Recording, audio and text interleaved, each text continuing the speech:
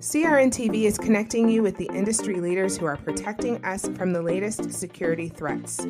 Join me, Cass Cooper, as we highlight the expertise of women who are driving innovation and solving today's toughest cyber challenges. Welcome to Channel Women in Security.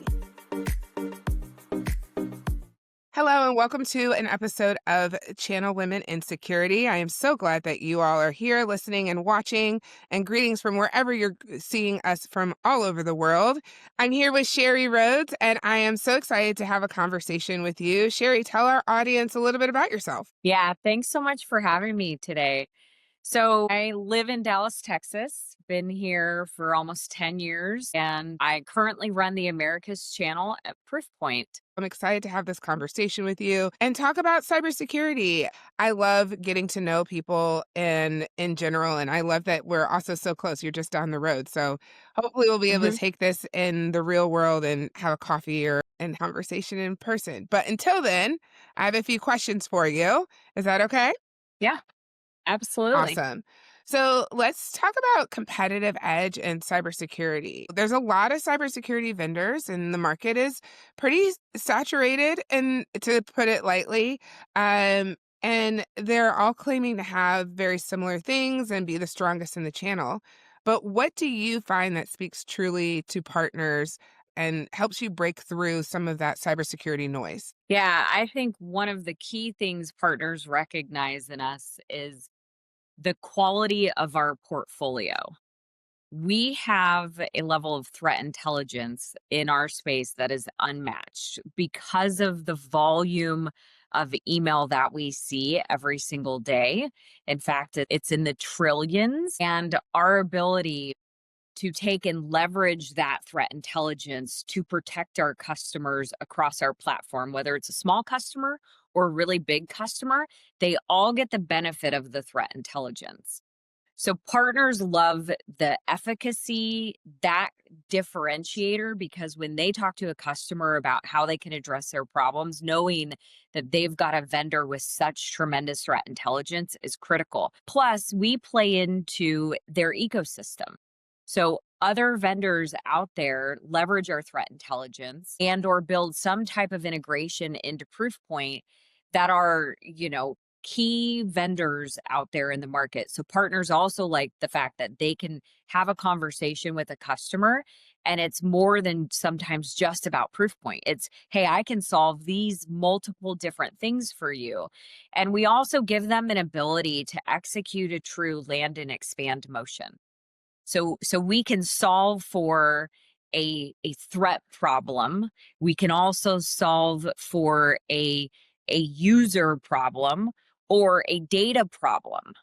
And you think about when you're a partner, your ability to go in and represent a market leading vendor recognized by third parties such as Gartner across multiple different areas, it also helps you build a really tight level of relationship and relevancy with the vendor. So in the conversations I have with partners, those are definitely the things that they call out as key differentiators for partnering with I Proofpoint. love that. So let's talk a little bit about your role, because I feel like, there's a lot of responsibility when it comes to representing the Americas. And as Proofpoint has expanded deeper into the market and beyond globally as well, how do you balance consistency at scale? I think a big part of it is understanding what's important to partners and where partners are in their journey as an organization.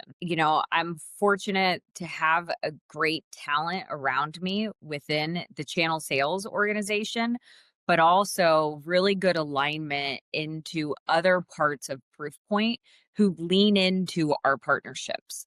So when you talk about consistency at scale, it's not one person, me, doing all of those things. It's building that sort of rhythm throughout our organization and then extending it into these other key stakeholders. So when we're in front of a partner, they're getting a good experience of Proofpoint and we're understanding what's really important to them. There are different challenges for different partners.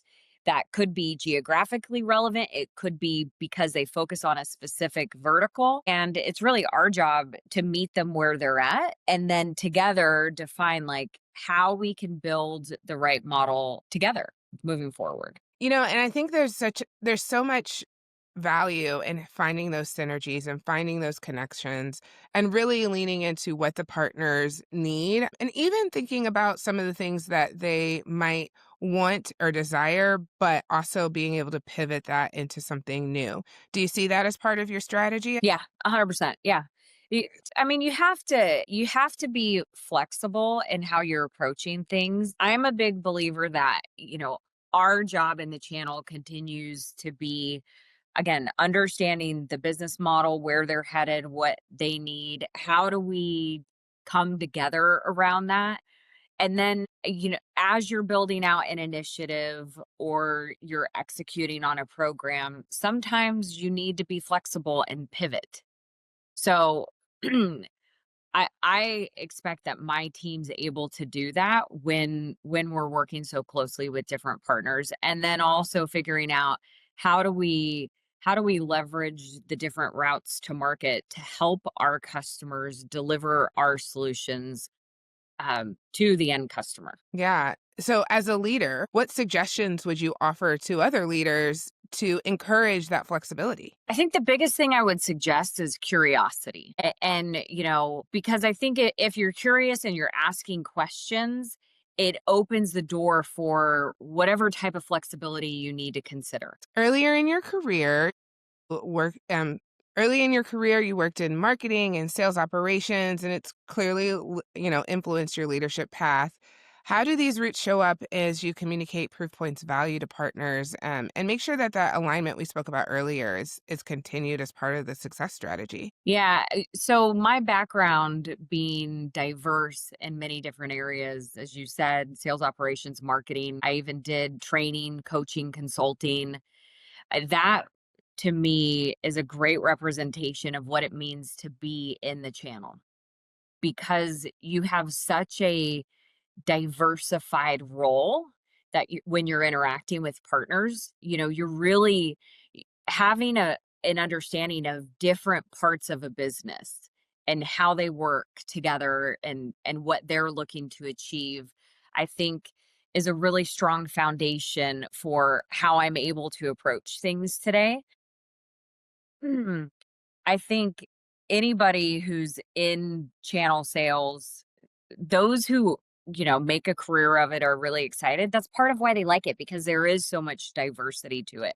But I pull on those different experiences I have every day, whether it's the ability to relate to another person in a given discussion or relating to how we would need to accomplish something across different groups within a partner's organization. None of these conversations can happen without speaking about AI and its impact on cybersecurity and the things that we're doing. And Proofpoint recently introduced enhancements in data protection and AI security, or AI driven security specifically.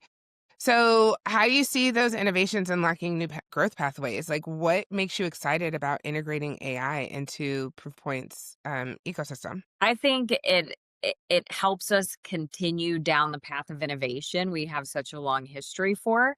It helps us deliver what customers need today, but also what's going to matter to them in the future. So I think it's incredibly important. There's another aspect around AI. When you look at outside of our portfolio of how we're leveraging it today,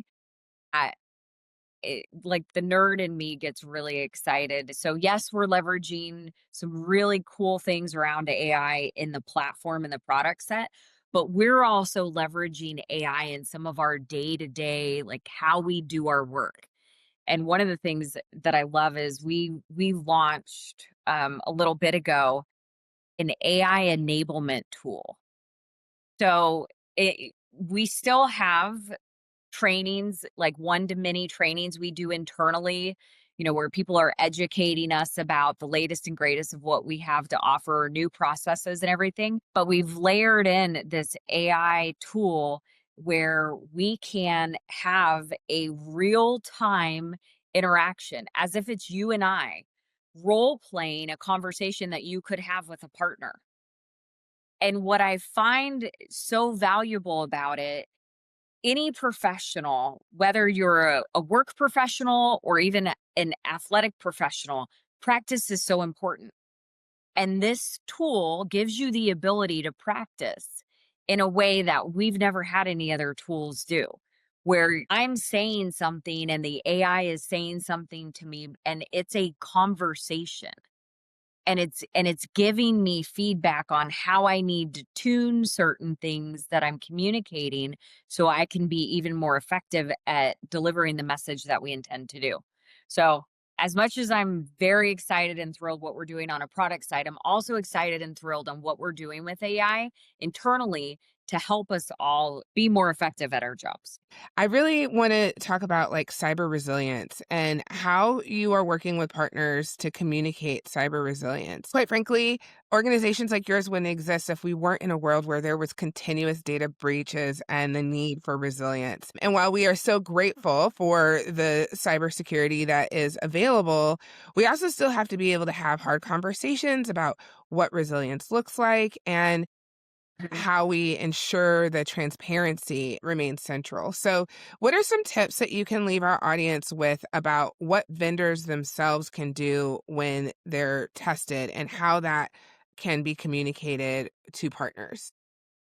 The number one key is communication as early as possible and as often as possible. I think of it in the framework of I'm a consumer. I shop places, I do transactions at different places, and I think anytime an organization that I do business with has something that's happened, it's really key to communicate what's occurred and how it's being addressed. And so when we're talking to partners about resiliency and that sort of thing, it's communicating the importance of it, and then it's also looking at it in terms of how do they have the conversation with customers to understand how is a customer addressing resiliency? Being able to transition that into a discussion around how the partner themselves can help address and solve any gaps that they have and leverage the vendor portfolio that they have as well.